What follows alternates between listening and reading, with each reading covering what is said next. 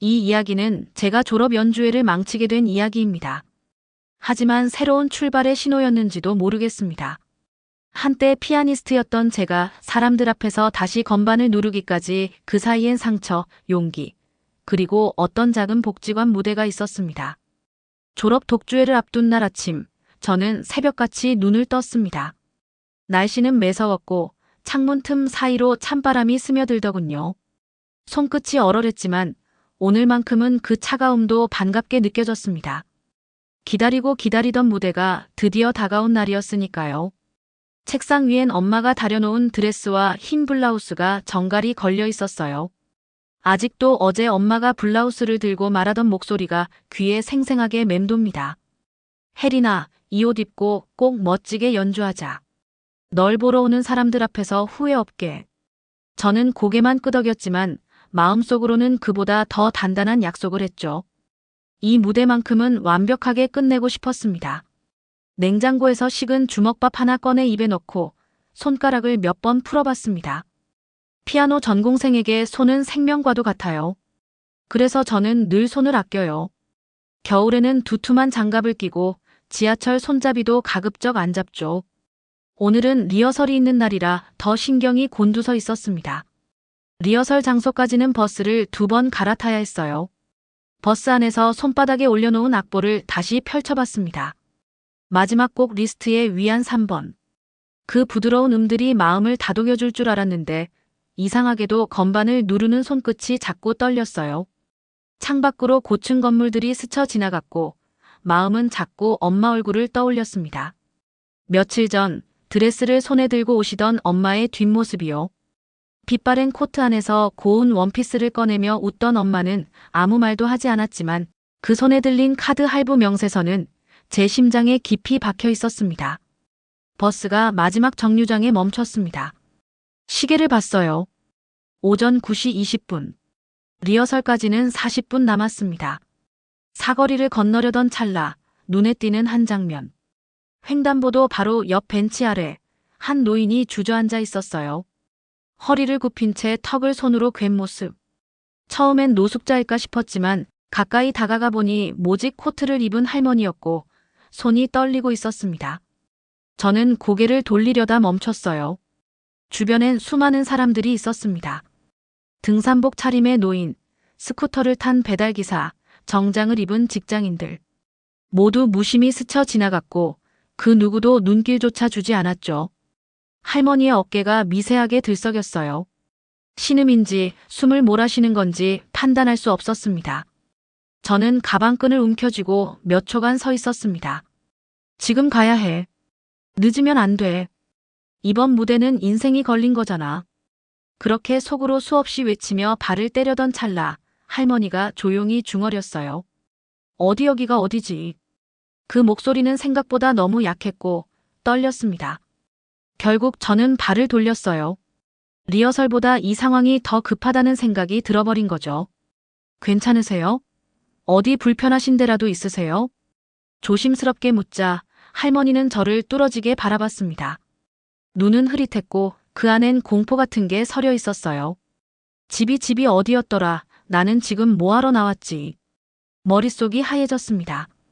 이건 단순한 실신이 아니라 상황이 더 복잡하다는 직감이 들었어요. 휴대폰 있으세요? 가족분 연락처라도. 할머니는 작게 고개를 저었고 손가락으로 조심스레 양말 속을 가리켰습니다. 망설임 끝에 저는 할머니의 양말 안쪽을 살폈고 거기엔 이름과 생년월일, 그리고 초기 치매라고 적힌 메모가 테이프로 붙어 있었습니다. 그 밑에 조그맣게 적힌 병원 전화번호 하나. 손이 바들바들 떨렸습니다. 제가 뭘 어떻게 해야 할지, 어느 병원으로 가야 하는지 판단이 서지 않았거든요. 결국 주변 가게 문을 두드려 도움을 요청했고 가게 아주머니가 경찰에 신고해 줄 테니 일단 병원으로 모시라고 했습니다. 저는 할머니를 부축해 택시를 잡았고 택시에 할머니와 함께 올랐어요. 이대로 두고 갈 수 없어요.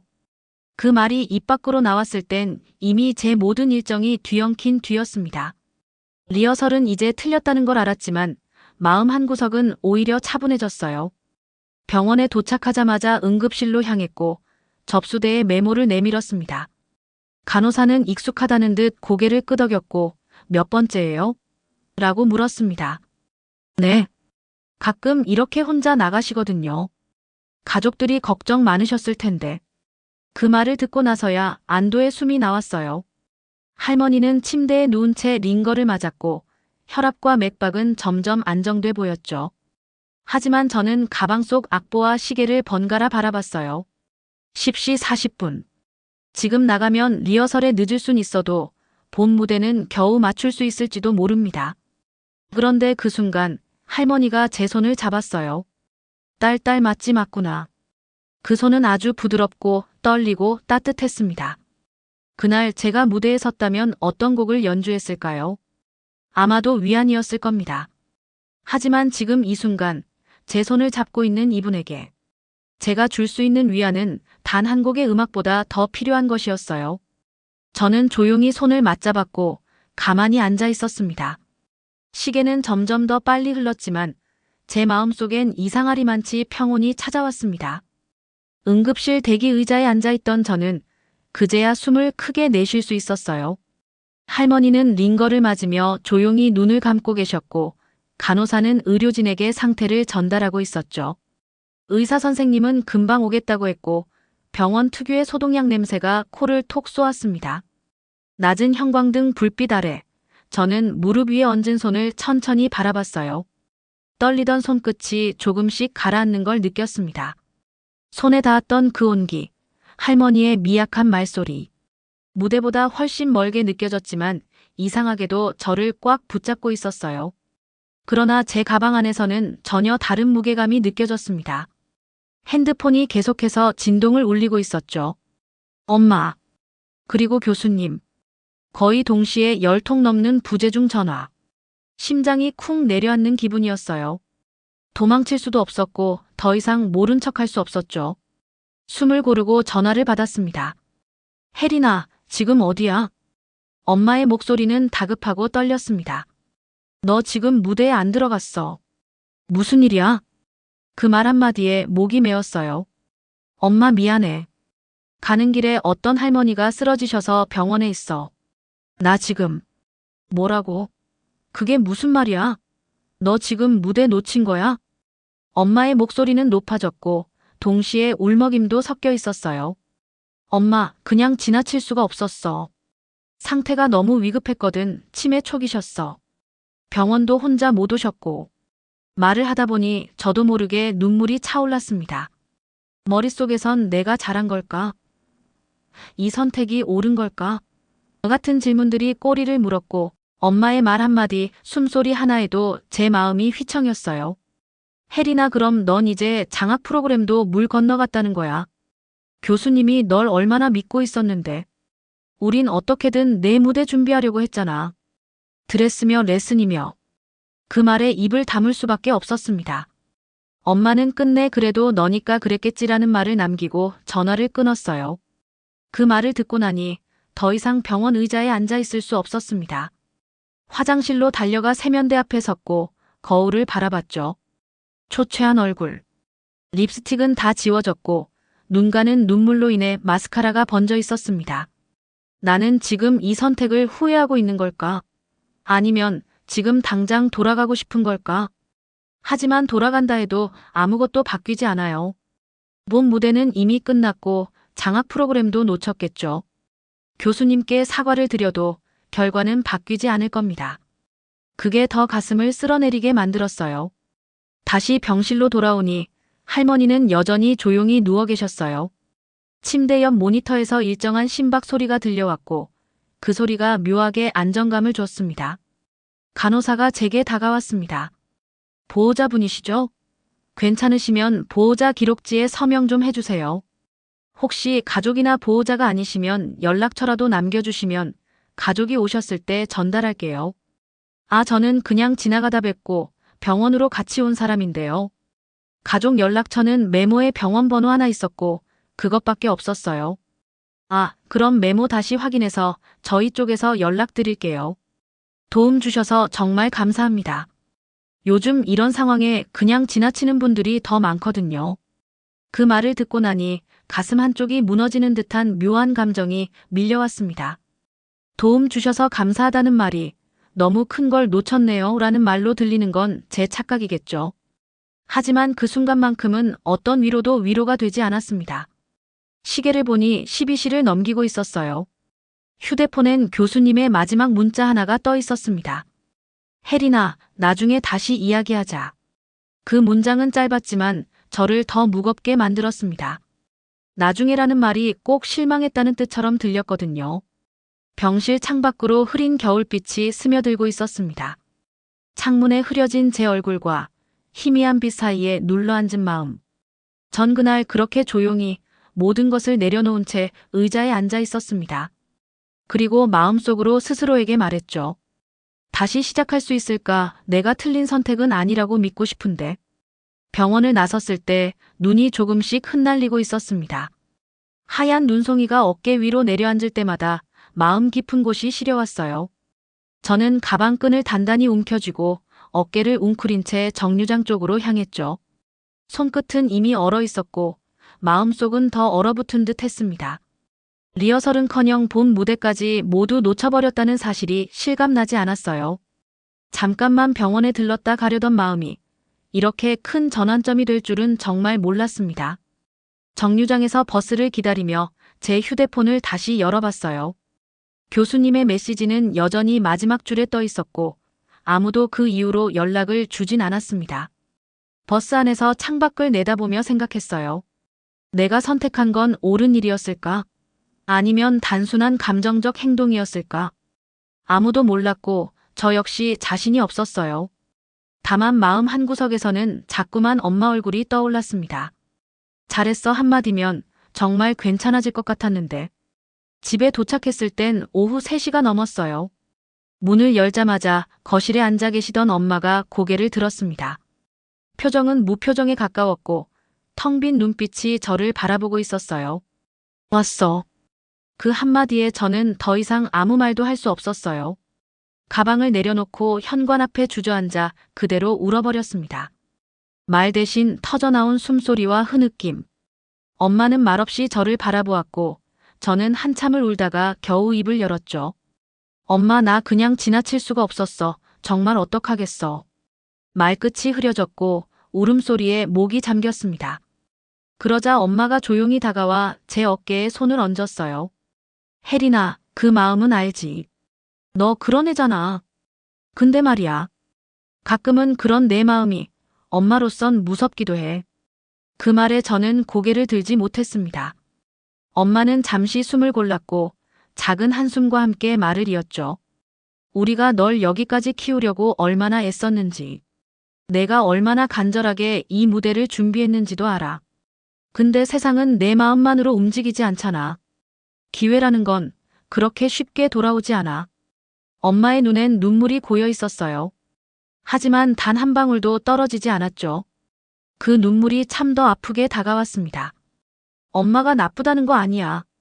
나도 무서웠고 혼란스러웠고. 그냥 그때는 그렇게 할 수밖에 없었어.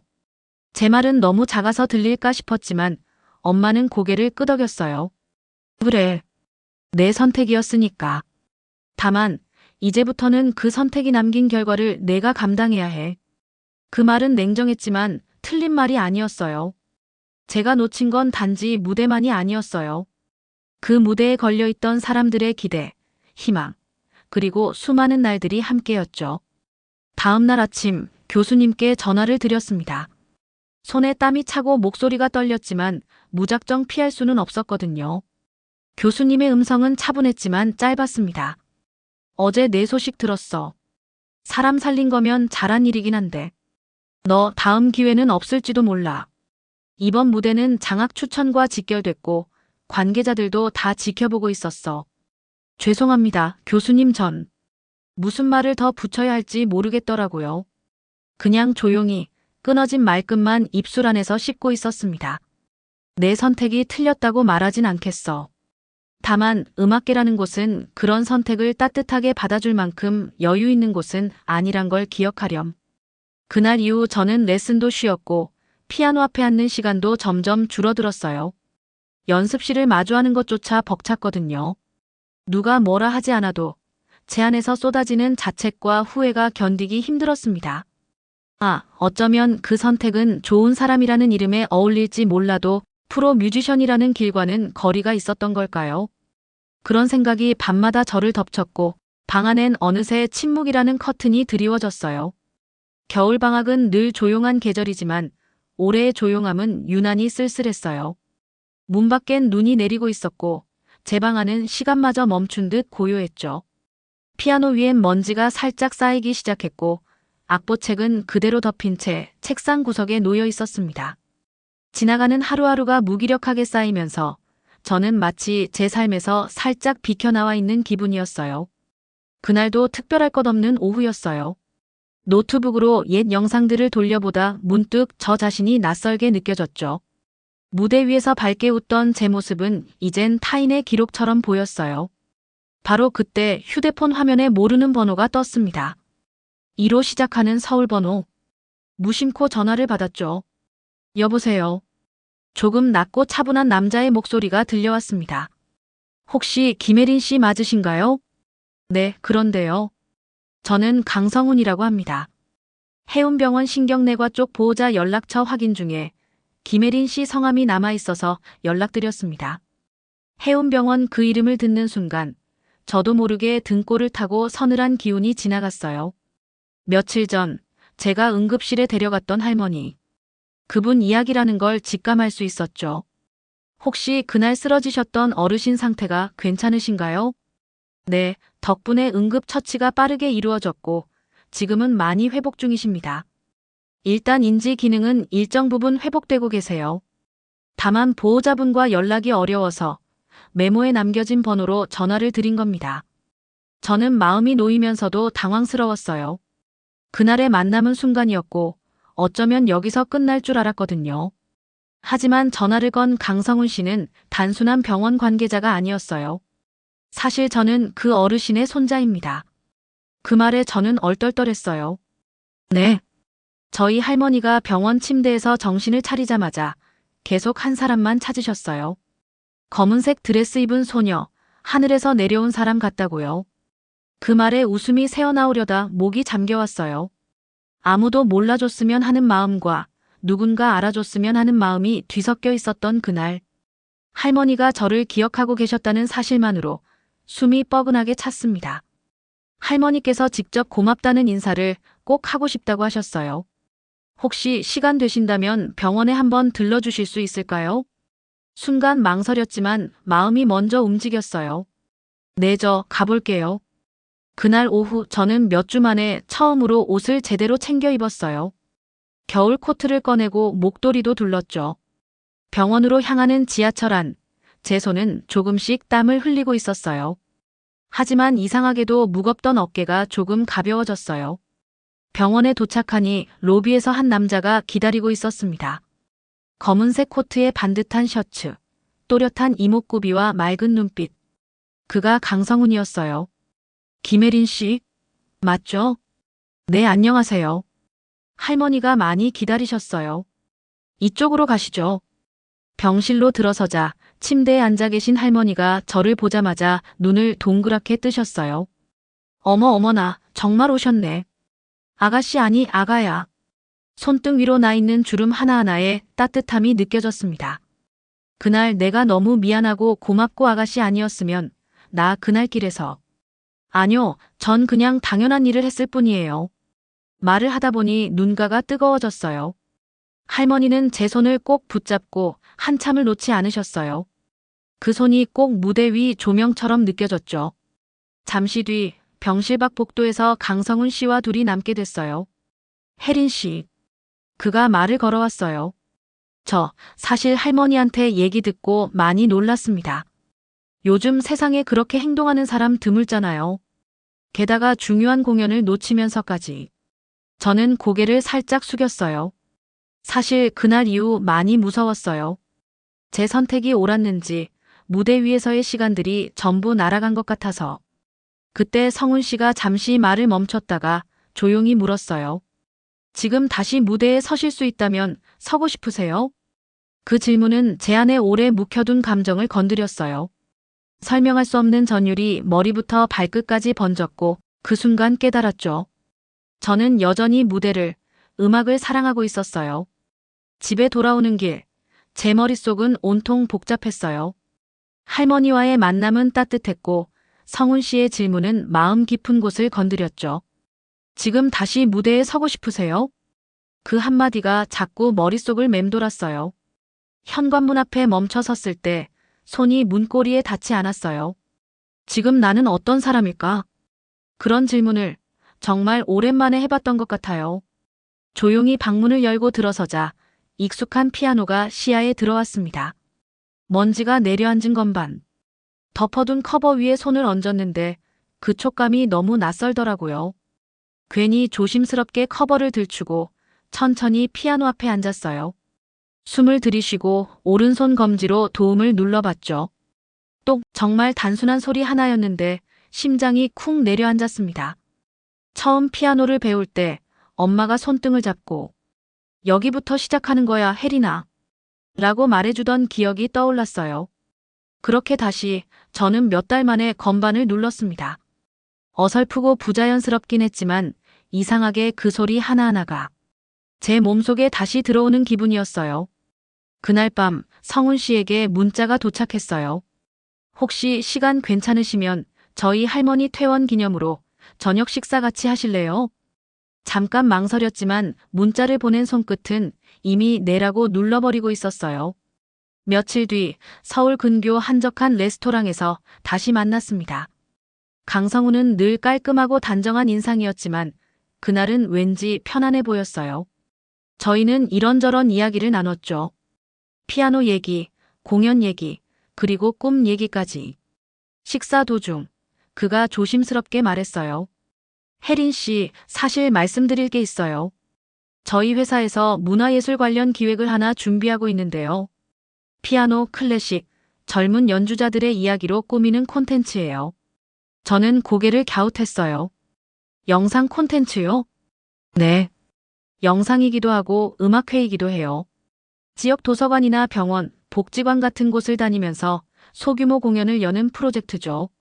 그런데 아무리 찾아봐도 첫 무대를 열어줄 사람이 마땅치 않았어요. 그러다 할머니 통해서 혜린 씨 이야기를 들었고 직접 만나고 싶었어요. 저는 당황했어요. 그동안 잃어버린 시간, 녹슬어버린 손가락, 무너진 자신감. 그 모든 게 한꺼번에 떠올랐거든요. 저 그럴 자격이 있을지 모르겠어요. 지금은 자신도 없고. 그가 고개를 저었어요. 자격은 당신 안에 이미 있다고 생각해요. 전 그날 당신이 한 선택에서 많은 걸 느꼈어요.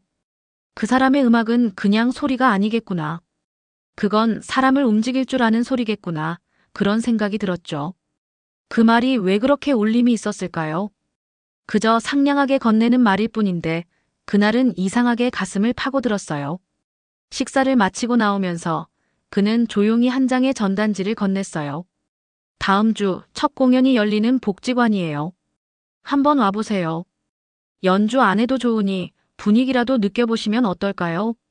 그날 밤 침대에 누웠지만 쉽게 잠들 수 없었어요. 전단지에 인쇄된 날짜를 몇 번이나 확인했고 무대 사진을 들여다보다 어느새 피아노 앞에 앉아 있더라고요. 정말로 다시 서도 될까? 아니, 다시 설 수 있을까? 아직도 두려움은 컸지만 마음 한구석에 아주 조용한 목소리가 들려왔어요. 그냥 건반 하나만 눌러봐. 거기서부터 시작하는 거야. 공연 당일 아침부터 하늘은 잔뜩 흐려 있었어요.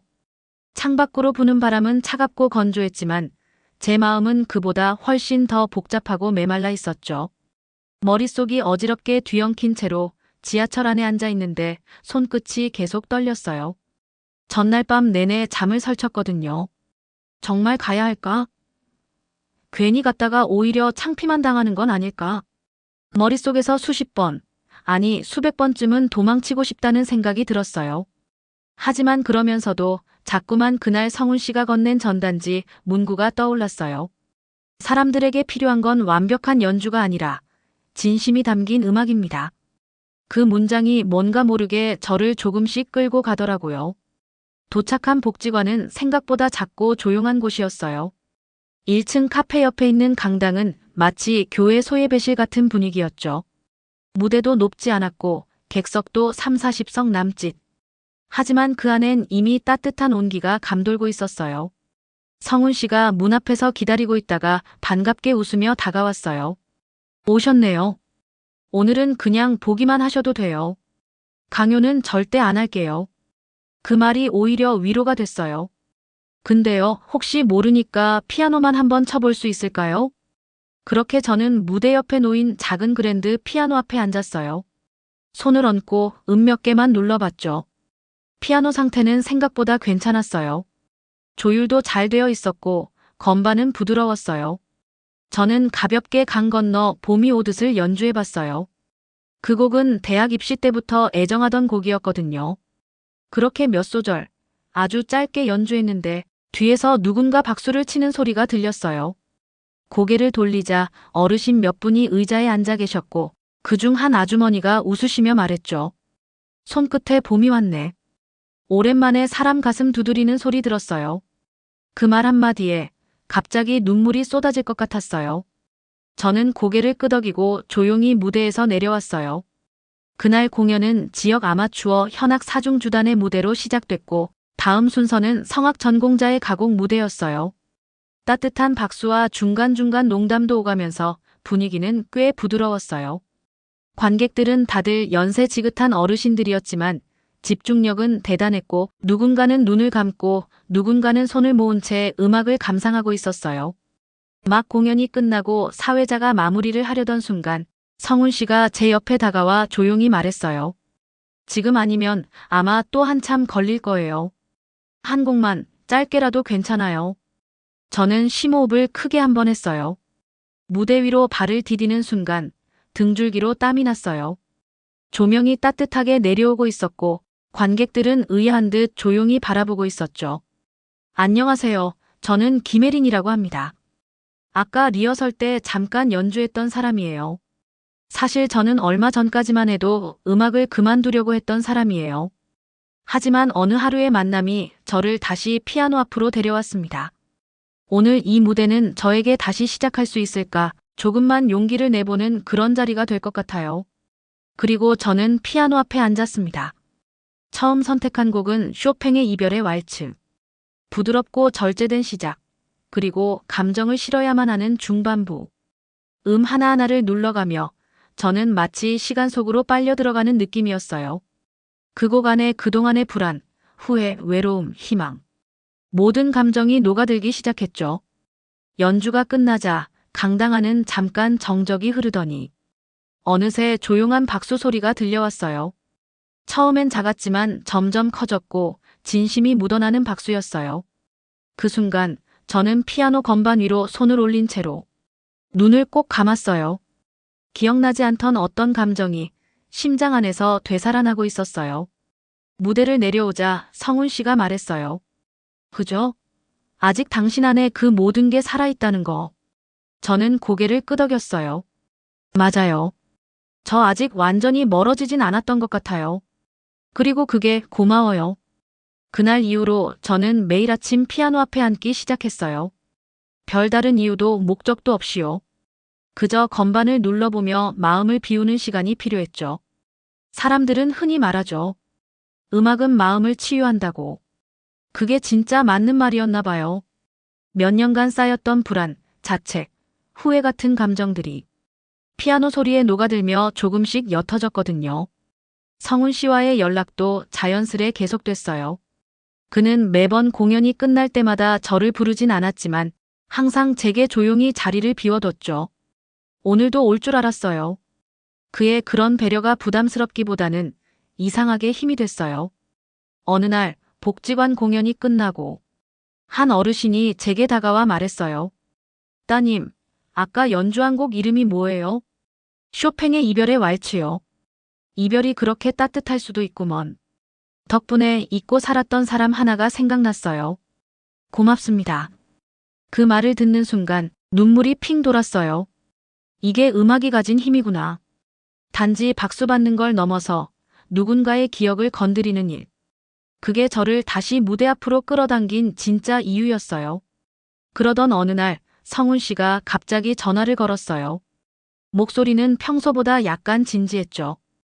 혜린 씨, 우리 회사에서 하는 봄 기획 공연이 있어요. 소규모지만 공식 무대고 영상 촬영도 들어가요. 제안 드리고 싶어요. 정식으로 피아니스트 김혜린의 이름으로요. 가슴이 쿵 내려앉았어요. 망설였죠. 그 이름이 제게는 한때 상처이자 부담이었으니까요. 하지만 거절하려던 그 순간 복지관에서 피아노를 보며 눈을 반짝이던 그 어르신 얼굴이 떠올랐어요. 피아니스트 김혜린. 한때 저 자신에게조차 외면했던 그 이름을 다시 받아들일 준비가 됐다는 걸 느꼈어요. 할게요. 제 입에서 그 말이 나왔고 전화기 너머 성훈 씨가 웃는 소리가 들렸어요. 연습은 쉽지 않았어요. 손가락이 예전 같지 않았고 체력도 금세 떨어졌어요. 하지만 그게 중요하진 않았어요. 관객 앞에서 완벽하게 연주하는 것보다 제 마음을 담아 전하는 게 더 중요했거든요. 드디어 공연 당일. 작은 공연장이었지만 관객석은 가득 찼어요. 첫 곡을 연주하기 전 저는 천천히 마이크를 들었어요. 안녕하세요.